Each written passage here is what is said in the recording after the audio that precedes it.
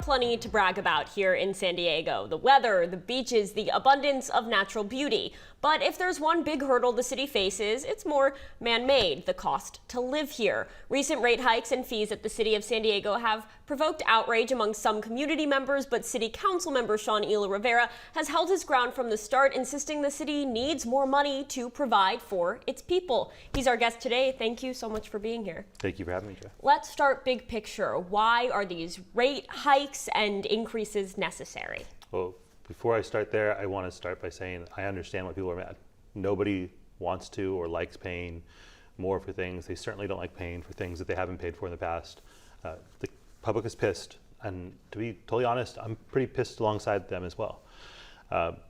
We're here because things were not paid for in the past, and we are paying the bills of bad decisions and irresponsible leadership of previous years, and that's not an excuse, but I want to make sure that San Diego becomes a city that it can and should be, that the people here see a future for themselves, not just any future, a good future. I want my son, who's growing up here and playing in our parks and at our beaches, to believe that he'll be able to do that with his friends and with his kids when he grows up. And obviously affordability is key in that, but it also means having a city that functions. It's not crumbling under our feet, that has the services that folks want, the libraries, the public safety workers that we need. And those things do require resourcing. You bring up a good point, and it's something I've thought a lot about this year. Did you feel caught between a rock and a hard place when the options were either to slash library and parks and rec hours or to start charging San Diegans for some things that have been historically free? Yes, but I also was frustrated because we could actually see this coming a couple years ago. And so that's why my advocacy has been so consistently about charging non-residents. By failing to make non-residents and the most profitable corporations in San Diego pay their fair share, the burden is being felt by everyday San Diegans. That's not fair. Everyone should be mad about that. And because we didn't do that, because it wasn't done for years and decades, and we pretended like infrastructure doesn't cost anything, and these things could continue to be kicked down the road, it came to a head this last budget cycle. And when we had thousands of people show up and say, keep our libraries open, keep our rec centers open, don't limit the hours at our parks, this is how we responded. And again, I'm super frustrated because I do think that if we would have taken action earlier and focused on revenue from non-residents, we wouldn't be here today asking for residents to pay more, which again, I'm very, very frustrated alongside of them that we're asking them to do. Yeah, a large part of your platform as of late has been about asking tourists to pay their fair share, but a lot of these fees and increases impact the residents of the city. How do you justify that? Well, I don't want to focus on resident fees. I don't want them to be paying more. That's why I want to start with non-residents. And again, it's not just tourists, it's also the very powerful corporations who make so much money off of San Diego and pull money out of San Diego. It's asking them to pay their fair share as well. We've got a corporation like Airbnb that is certainly driving up housing costs. That is part of the reason why housing is so expensive here in San Diego. They're making a lot of money pulling money out of San Diego. We'd like them to pay their fair share. So I think by having powerful corporations pay their fair share, by having tourists who are here on vacation pay their fair share, we can have a better city for everyone and not do it on the backs of everyday San Diegans. But the reality right now is the trash rate fee, the water rate increases, parking at Balboa, all of that is on the backs of San Diegans. So what do you say to them? I say that I'm frustrated right alongside them. But what I don't want to do is lie to them. And if I were to say that we can have the things that folks are asking us for, but not pay for them, I know that that's wrong. I know that that's dishonest. The easiest thing in politics is to say, yes, you can have everything you want and you won't have to pay for it. And it's the biggest scandal in this city's history is based on that exact lie. That's the big lie of San Diego, that doesn't cost money to provide a great city, that we can have big events here, that we can be a place that tourists come, and that it's not going to cost anything. So it's going to have to be paid for, but who are we going to ask to pay for it? That's the question. And I am adamant that it should be powerful corporations who extract wealth from our community and it should be tourists before it should be San Diegans. And the sooner that we stop allowing the big corporations to dominate the conversation and bending to them, and we stop catering to folks who are aiming to serve tourists before residents, it's going to continue to fall on residents one way or another. And that'll either be through increased fees, which I do not want, or reduced services or lesser infrastructure, and that's not right. So there is a choice to be made here. There's a path to pick. And I want to pick the one where residents have more and it's a better city. And we do that by asking those with so much to just simply pay their fair share. Right now, the reality is you have voted in favor of these rate hikes and fees. What work is happening behind the scenes to deal with these corporations and lower the cost of living that way? Yeah, so I mean, again, for 3 years, we've been advocating for non-residents to begin paying their fair share. And by doing that, we would have addressed our revenue issues earlier on and would have been in a better situation last budget cycle. So part of it, this is not a new issue. We've seen this train coming down the tracks, and we've been advocating, and there was not movement to address that. In terms of making corporations more accountable, I think we've done a lot of work this year to address that. We banned the practice of large corporate landlords using technology to gouge renters and fix rent prices. We've made sure that corporations are not using city utilities to profit off renters like they were before. We've made sure that our tourism industry is actually paying their workers a fair wage. Every tourism worker is going to get a raise next year because of our work. So we're trying to address this. We're trying to take this head on. We're not shying away from any fight.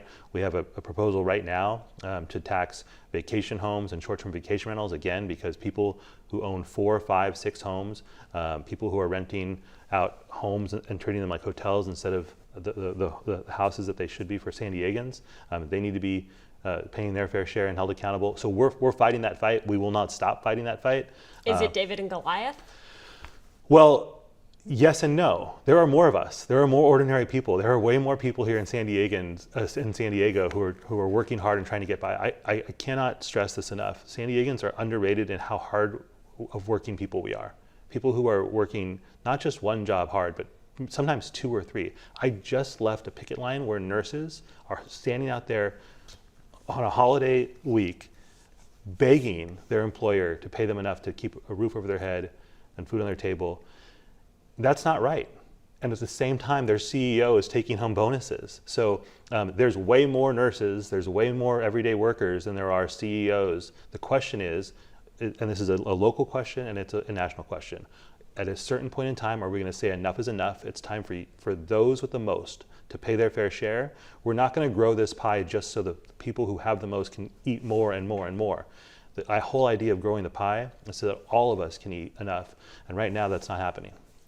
Is all of that work enough to offset what you're asking of San Diego residents right now? Well, we have to deliver more. I mean, that part's obvious, right? So what we cannot do is ask people to pay more than they've paid, to pay for things that they haven't paid for, and for them to see the same results. That's unacceptable. I've said that repeatedly. There needs to be improvements in service. There needs to be improvement in the physical infrastructure that they see. All of that should be demanded and expected, and the city needs to deliver on it. What I want to be honest about, though, is that will not happen without resourcing.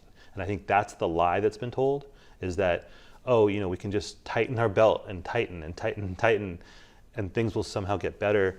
All that does is kick the can down the road. We're still paying millions and millions of dollars for politicians of the past, feeding that lie to San Diegans in previous years. On that note, Balboa Park parking is expected to generate a lot less than originally projected this year, at least, but San Diegans are still being asked to pay and then could see city services slashed anyhow. What do you say to them? Well, at the park, because those fees have to stay in the park. So again, I recognize I'm frustrated alongside them. My preference was non-residents only pay the fees.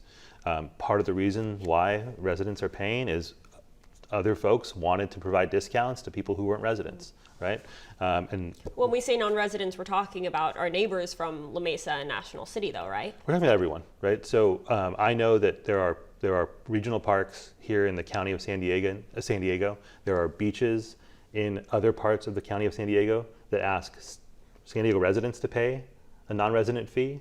I think it's only fair for us to make sure we're adequately resourced.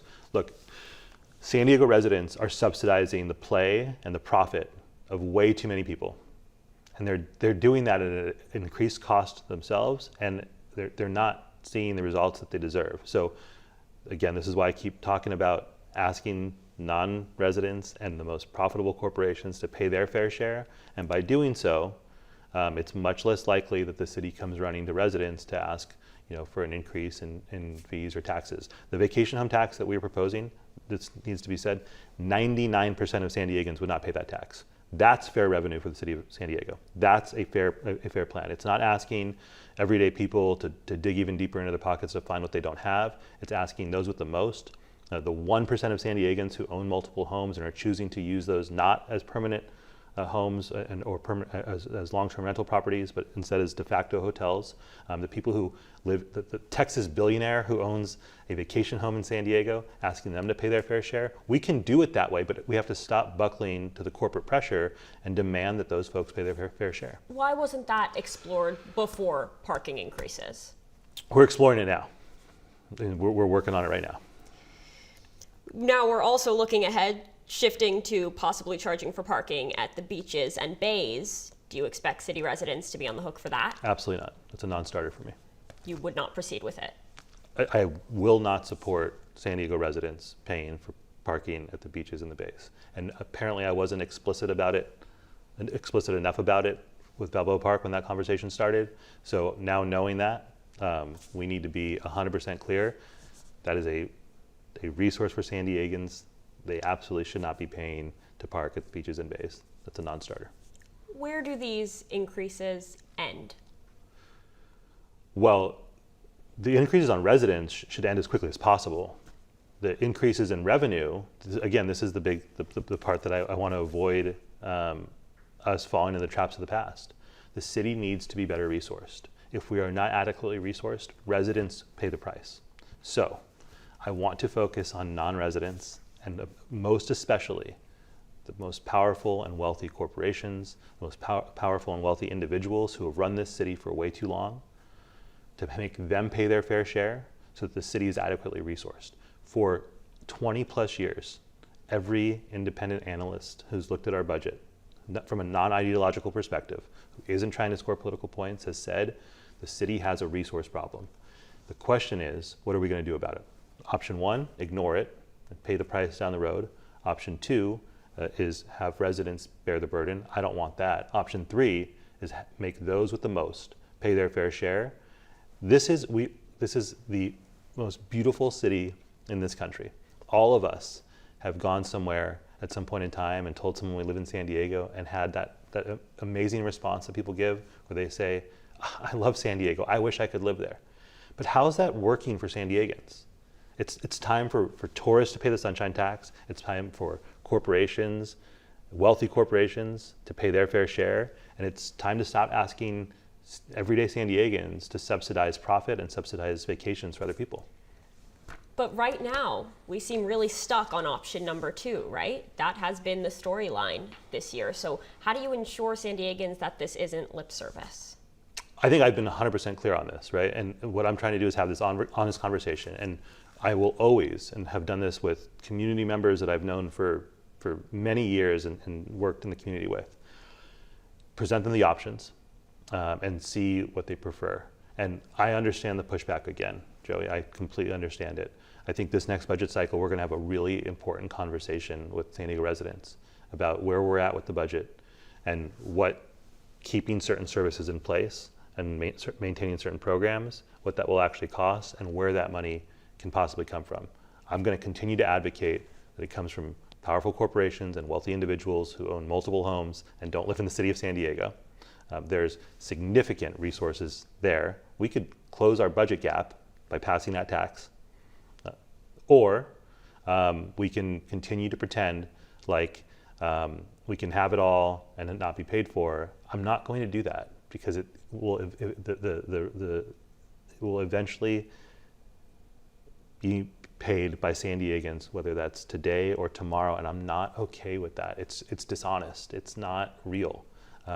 So let's make sure the city's adequately resourced. There's no reason why in a city this beautiful with this many people who attract visitors from across the country, who attract investment from across the country, that everyday San Diegans should be struggling to get by and be asked to bear the burden while they continue to skate by. You've alluded to this throughout this conversation, but it's no secret that this city council was dealt a really difficult financial hand. Are you confident that you all will be able to right the ship? I think we can. I think the question is, will we be willing to look those powerful interests in the eyes and say, enough is enough? You've rode the coattails of San Diegans for too long. It's time for you to pay your fair share. So then the fact that you have voted in favor of some of these increases that impact residents, do you feel like you've been backed into a corner? I do, yeah. And I think that the question is knowing that we can only maintain the services and the programs with funding. Look, I'm gonna be honest, Joey. I think that I think that all of our colleagues know the consequences of not having passed some of the revenue increases that have come, some of the fee increases. We need 5, typically, for these things to pass, and I'm sure there's some folks who are breathing easier knowing the revenue is there, because the conversations that we would have had to have if it wasn't there. Folks who voted against. I think so. I think that's fair to assume. I haven't seen an alternative proposed for, and that's the thing. Like I'm all for ideas, right? We're proposing one that's going to be paid by less than 1% of San Diegans, by powerful corporations and wealthy folks from out of state who own multiple properties. If other folks have other ideas, by all means, we welcome those. But I think we do need to be more creative about thinking about revenue ideas that are not borne on the backs of San Diegans. What I'm not okay with, though, is approving a budget, saying that we're going to pay for certain things, and then not putting the revenue there to pay for it. Because what we do instead is either pull the plug on those programs overnight, or have an unpaid bill, and that's not okay for the city to do. What about housing costs? What work is happening to lower the cost of housing? I feel like that's maybe gotten lost in the noise a little bit this year. Well, I think there's a few different ways that we tackle that. It's the top priority of our office. You cannot see a future in this city if you not believe you'll be able to afford to live here. Because maybe paying $150 a year to park at Balboa isn't that big a deal if rent isn't such a strain every month, right? I mean, I think in this economy, paying to park at Balboa Park is always a big deal. Paying for anything is a big deal, and we don't want to diminish that at all. What we've done is attempt to tackle this from a few different directions. Most immediately is with tenant protections. We passed tenant protections that made it more difficult for landlords to kick people out of their homes when they've done nothing wrong. The second thing we did this year was pass a ban on the use of AI technology to rig rental prices. That was happening across the country. There's already been some settlements. We banned the practice. 7 to 8% is the estimated artificial inflation that was occurring. That's hundreds of dollars per year that some San Diegans were paying because the biggest corporate landlords in the country were partnering with big tech to rig rental prices. We banned that in San Diego. We were one of the first cities in the country to do that.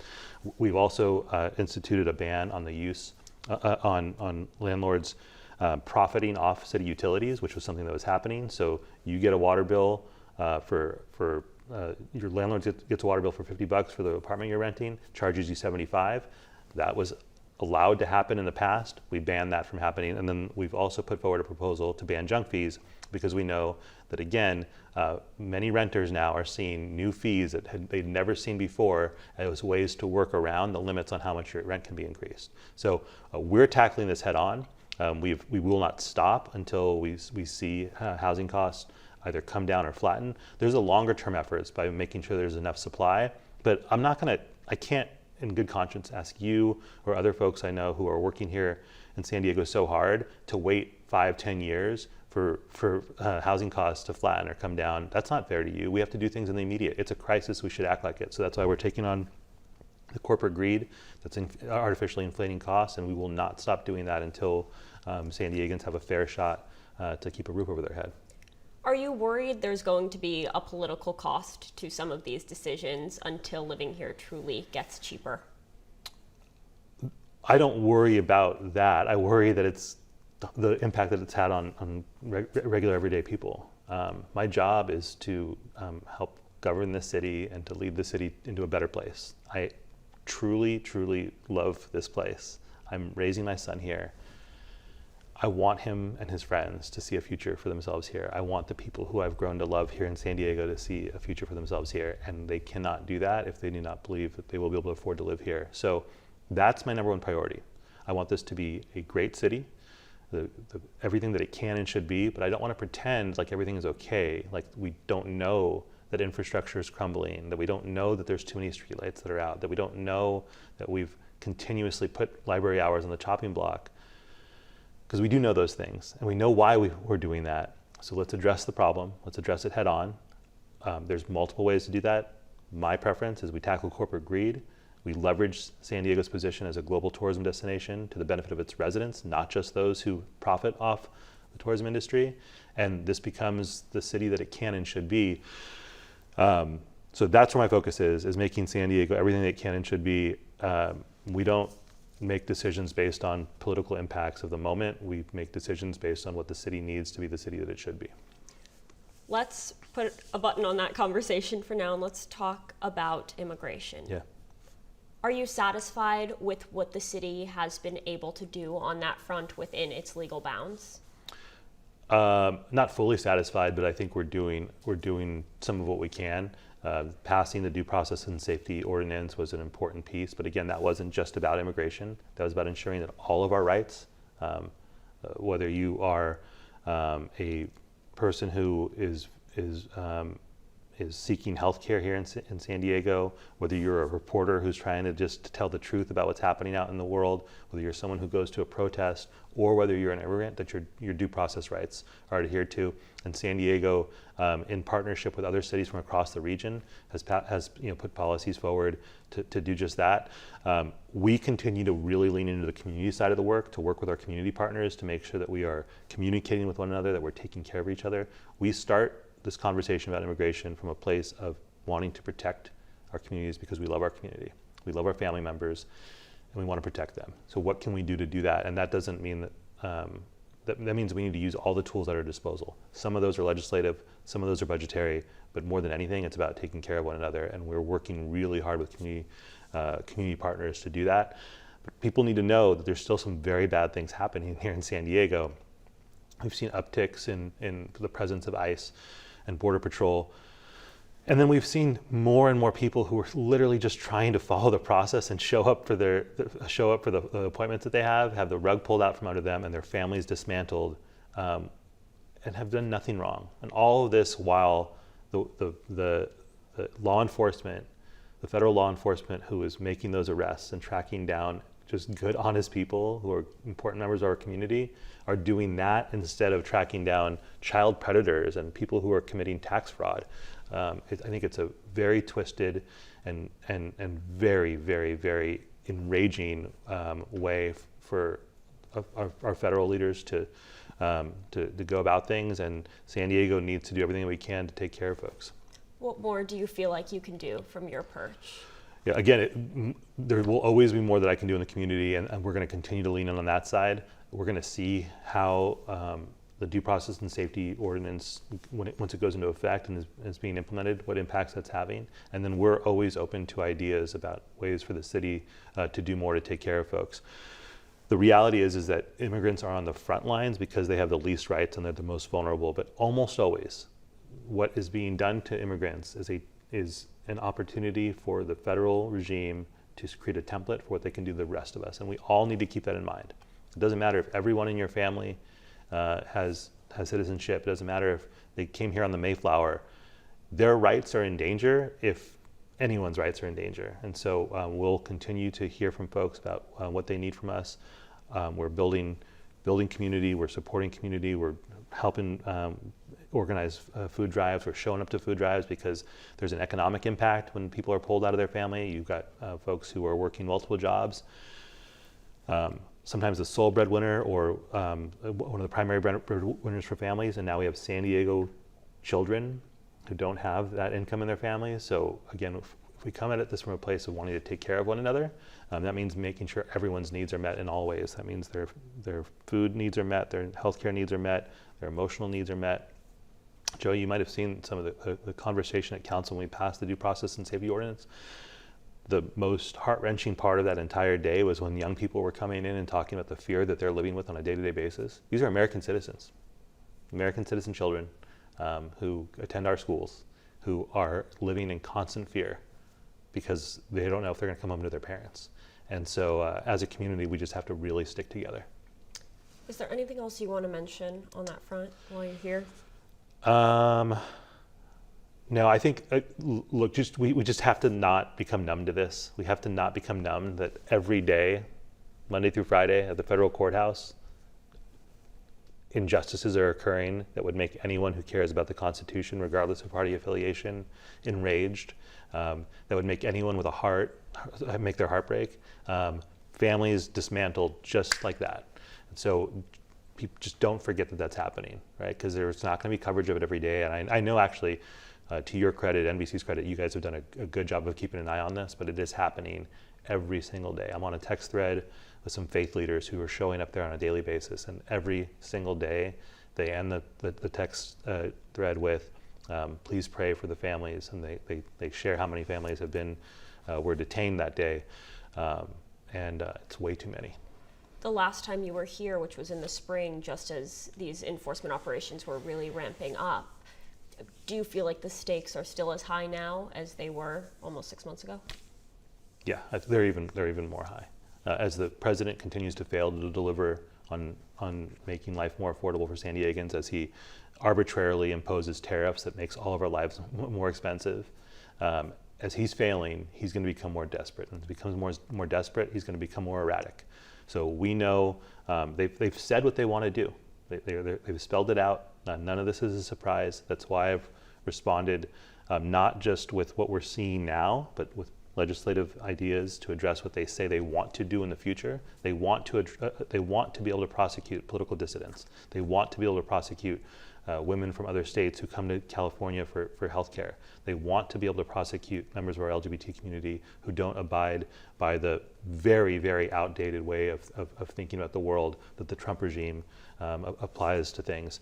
So we're trying to be forward-looking and very clear-eyed. This is not a time for us to pretend like keeping our head low is going to keep any of us safe. We have to stand up tall, to stick our chest out, and we have to fight fire with fire. And because I love my community, because I love the folks who I represent, I will not stop fighting for them. And we need as many people in that fight as possible. And fighting looks like a lot of different things. It literally looks like showing up to a food drive. It means contributing when folks are supporting a family who's being impacted by an unfair deportation. All of us have a way of showing up. We're going to light the Kensington Christmas tree this week. It's one of my favorite traditions in the district. And in the past, we've had hundreds of families show up. We light this Christmas tree, and it's a really beautiful event.